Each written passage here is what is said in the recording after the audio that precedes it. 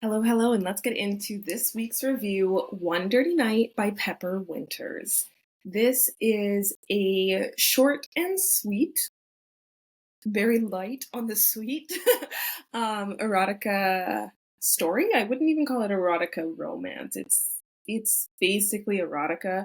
This is a standalone book by Pepper Winters, which has a blurb at the beginning that it is a book from her vault. I'm guessing this means that it was something she wrote a long time ago and decided to bring out to release for personal whatever reason she decided.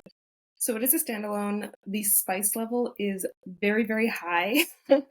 There are some trigger warnings. There is toys, dom sub relationships, male female male leading to male female couple, so a threesome, enemies to lovers, close proximity, there's whippings, there's punishments, there is all sorts of circus themed adult level fun described in this book, and I thought it was so good. I have never heard of this concept, thought of this concept, imagined this concept, and it worked so well for me.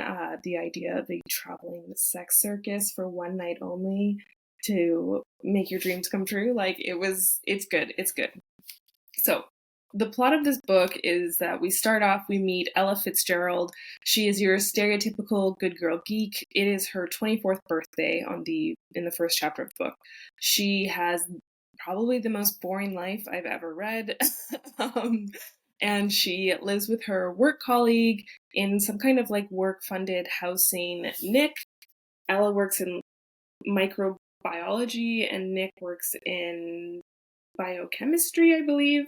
Um, they have a pretty icy relationship. They've been living together for 8 months, but Nick is not interested in being friends, only cares about work, and they basically like live together but don't talk to each other. Like I said, the book kicks off. It's Ella's 24th birthday. She is driving home. She looks to her right. I don't know if it's her right, but we're going with it. She looks to her right and she sees a purple and silver big top circus tent being constructed. It is absolutely pouring down rain, and there is the hottest man she has ever seen raising a sledgehammer over his head and putting a peg into the ground to keep the big top in place. And by some force of nature, this man looks up, they make eye contact, he grins a devilish grin, winks, she almost crashes, and then a flyer for the Spectacle of Secrets lands on Ella's windshield, where she reads that it's not just any circus, it is a sex circus for you to explore all your fantasies. And to get into the circus, all you need is a clean bill of health. So, like, straight out the gate, steam is there. We're all sitting there thinking, like, who's this guy? What's about to happen? Ella goes home. She has the blandest meal I've ever read and is sitting there reading a science textbook to celebrate her 24th birthday by herself. Cold and icy. Roommate Nick comes out, goes to leave the house, even though it's hours before his shift, and she's fantasizing about him going to the circus, but it can't be true. Should she go? Should she stay home? The war happens because she is so repressed, has never acted on any of her fantasies of wanting to be dominated, of wanting to be submissive, wanting to be punished, that she is obviously afraid. And sure enough, Ella decides to go for it. She puts on a little black dress with lightning bolt lingerie underneath and walks the 10 minutes down the street to the big top, and then basically freezes across the street. And who comes out of the tent but the man from earlier with a lightning bolt painted on his cheek. And this is like one of those moments where I knew he wasn't the one that she ends up with based on the description of the book. We know that Nick is the main character, the love interest basically. But like lightning bolt underwear, like I was just like, come on, like the synchronicity is so there for these two. And when he crosses the street and the conversation they have and the scene that plays out, I was like, please tell me I've read the back of the book wrong. because it was so steamy between these two from the get-go. There was just some kind of chemistry. This man, his name we find out is Hunter Dixon. He ends up calling Ella the little witch because he says that from the moment they made eye contact that she has possessed him, and I just love it. I love the chemistry between the two of them. Anyways, back across the street, about to enter the tent, Nick comes into play. Nick didn't go to the bar like he said. Nick is at the sex circus. And he basically admits to Ella, based on Hunter's prodding, that he doesn't hate her. He's actually desperate for her and acts cold to her because he is single-mindedly focused on his work on finding a cure for cancer and has no time for anything else in his life. But begs Ella to give him this one dirty night and ditch Hunter. And Hunter, being a master dom that he is, basically tells Nick to go away.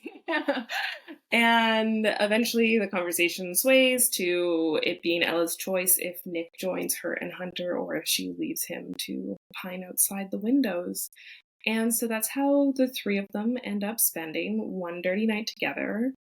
Hunter basically ravishing Ella and making all of her fantasies come true, while Nick kind of tortures himself and kind of has the best night of his life for having the girl he's always wanted. And that's the steamy circus one dirty night that we're diving into. Honestly, the imagery when they enter the big top, the scenes that are described to you, it's so creative, and I found it really interesting to read to see how they turned circus theme into sex dungeon rooms. Yeah, I just thought it was really cool. I thought the kinky circus concept really cool. I would love to find more on this. If this is a subgenre, can I find more books about this? But the chemistry for me between Ella and Hunter was 10 million times better than the chemistry between Ella and Nick. And while we all know from the summary of the book from the start that it's going to be Ella and Nick in the end, I was secretly hoping that it wasn't. And now I just wish there was a Hunter spinoff, because Hunter Dixon, this man, he should be a certified sex therapist, I don't know, a BDSM therapist. The things that he said, besides the extremely crude, crass moments, he would then switch to these absolutely beautiful, from the heart, no bars hold, I think is the saying. He just said some of the most beautiful things. And he fully laid Nick's and Ella's truths out there in the open without either of them really saying anything. He just dug into them from watching them be around each other. It was so beautiful to read, how deep he could get, despite the fact they were literally in bed together, not necessarily in bed. And then of course, all happily ever afters, there had to be the climax moment. That's when the one dirty night ends and Ella and Nick go home, and Nick just turns back into ice cold jerk face. And yeah, I rate this book a 4. The concept, I loved it. The spice, so there.